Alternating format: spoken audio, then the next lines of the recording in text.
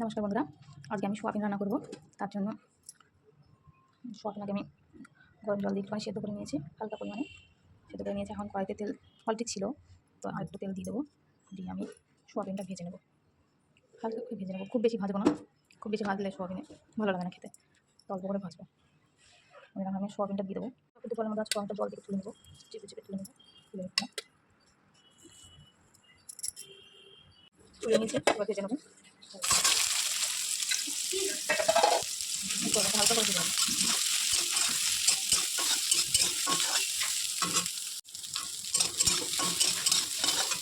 হালকা পরিমাণ হলুদ দিয়ে দেবো, হলুদ দিয়ে দেবো, একটু লবণ দিয়ে দেবো, দিয়ে হালকা করে ভেজে দেবো।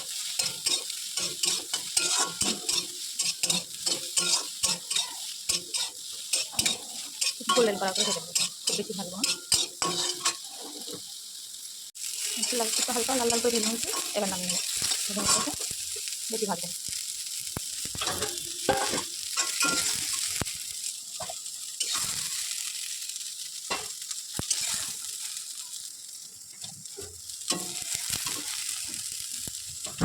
নামানো হয়ে গেছে, সোয়াবিন নামানো হয়ে গেছে। আমি পেঁয়াজ টমেটো কেটে নিয়েছি, আলু কেটে নিয়েছি। এবার আলুটা দেবো, আলুটা ভাজবো। তার জন্য কড়াইতে তেল দিয়ে দেবো,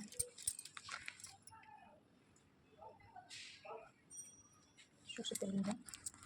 আমি আলুটা ভেজে নামাবো না, ওর মধ্যেই মশলা কষিয়ে একবার মশলা কষিয়ে নেবো। এখানে দুটো তেজপাতা দেবো, দুটো তেজপাতা দিলাম, একটা শুকনো লঙ্কা 2 খণ্ড করে দিয়ে দেবো, শুকনো লঙ্কা দিয়ে দিলাম, দুটো গোটা জিরে দেবো,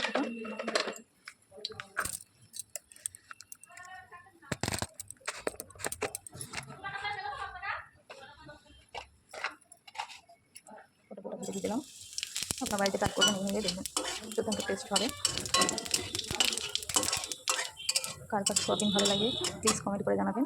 আমার তো বেশ ভালোই লাগে সোয়াবিন, আমি সপ্তাহে একদিন হলো সোয়াবিন বাড়িতে রান্না করে খাই, আমার কাছে খুব ভালো লাগে। এবার আমি আলুটা দিয়ে দেবো, আলুটা একটু লাল লাল করে ভেজে ওর মধ্যে সব মশলা দিয়ে দেবো।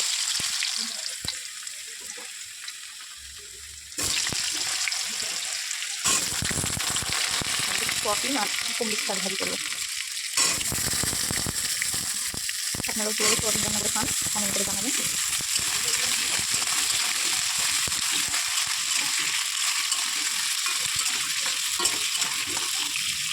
হালকা ভালো করে ভেজে নেবো।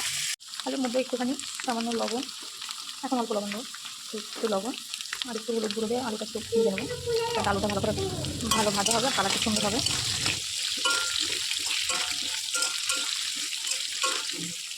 আলুটা একটু লাল লাল করে ভাজা হয়ে গেছে, আর একটু ভেজে নেবো।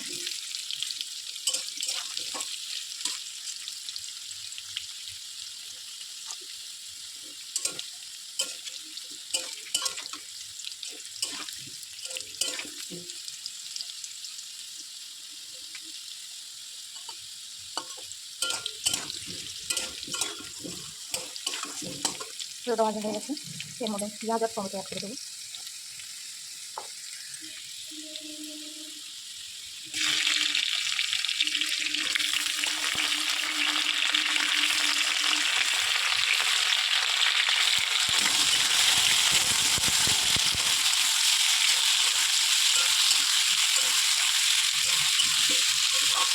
আমি কাঁচা লঙ্কা চিড়ে দিয়ে রান্না করি, তো আজকে কাঁচা লঙ্কা চিরা দেবো না, আদা রসুনের সাথে ওটা কাঁচা লঙ্কা পেস্ট করে নিয়েছি, ওটাই দিয়ে দেবো। আর সামান্য গুঁড়ো লঙ্কাও অ্যাড করে দেবো, কালারটা ভালো থাকবে। আমি একটু ভেজে নেবো, পেঁয়াজটা গোল্ডেন কালার হয়ে যাবে, তার জন্য একটু ভালো করে চলে নেবে। গোল্ডেন কালার আসলে দিয়ে মশলা দিয়ে দেবো। আপনার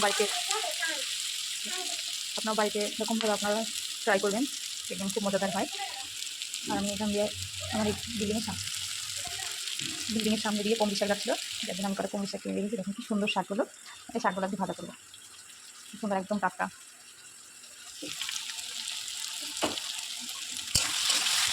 পেঁয়াজটা টমেটোটা একটু গোল্ডেন কালার করে ভেজে নিয়েছি, ভাজা হয়ে গেছে। এবার আমি মশলা দিয়ে অ্যাড করে দেবো।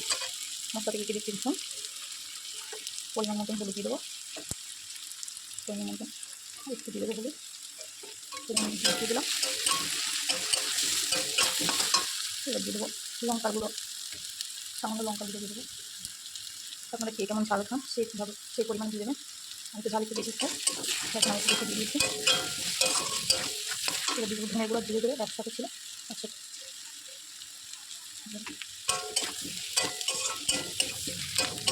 এবার লবণ দিয়ে দেবো, আপনারা পরিমাণ মতন দিয়ে দেবেন, আমি পরিমাণ মতন দিয়ে দিচ্ছি। আমি ঝাল লবণ একটু বেশি খাই, আপনারা কে কেমন খান সেরকম দিয়ে দেবেন। এখন দিয়ে দেবো আদা রসুন আর লঙ্কা পেস্ট করা ছিল সেটা দিয়ে দিচ্ছি। মিক্সিতে পেস্ট করা ছিল সেটা দিয়ে দিচ্ছি।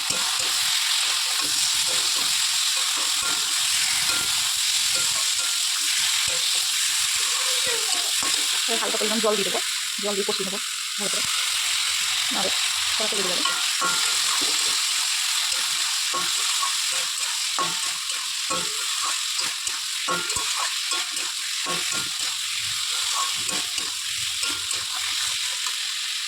একটু কষিয়ে নেবো ভালো করে, এবং কষানো হয়ে গেছে ভালো, আরেকটা কষানো হয়ে গেছে। এবার সয়াবিনগুলো দিয়ে দেবো, সয়াবিনগুলো দিয়ে আবার আরেকটুখানি কষিয়ে নেবো। এবার এখানে অর্ধেক ভালো করে নাড়াচাড়া করে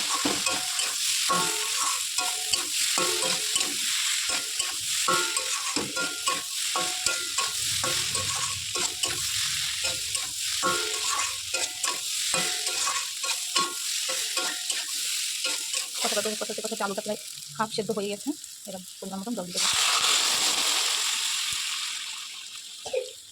আমি খুব বেশি ঝোলও করবো না, খুব বেশি মাখামাখাও করবো না, মিডিয়াম করবো, তার জন্য আমি এই পরিমাণ জলটা দিয়ে দেবো।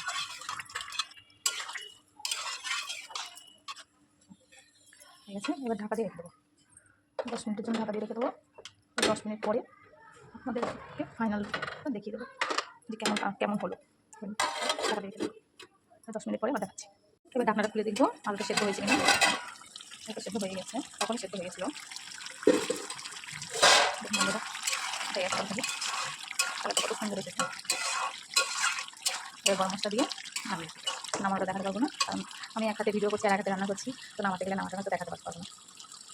এদিকে শাকটাও কাটা হয়ে গেছে, শাক ঢুকে নিয়েছি এখন কি সুন্দর করে দিয়ে করে কেটেছি। শাকটা কেমন হয়েছে কমেন্টে জানাবেন। তরকারিটা হয়ে গেছে, এবার আমি তরকারিটা নামিয়ে নেব। তাই বন্ধুরা সবাই ভালো থাকবেন, সুস্থ থাকবেন, আর সবাই আমার পাশে থাকবেন প্লিজ। আমার ভিডিওটা লাইক কমেন্ট শেয়ার এবং সাবস্ক্রাইব করে দেবেন প্লিজ। বাই বাই বন্ধুরা।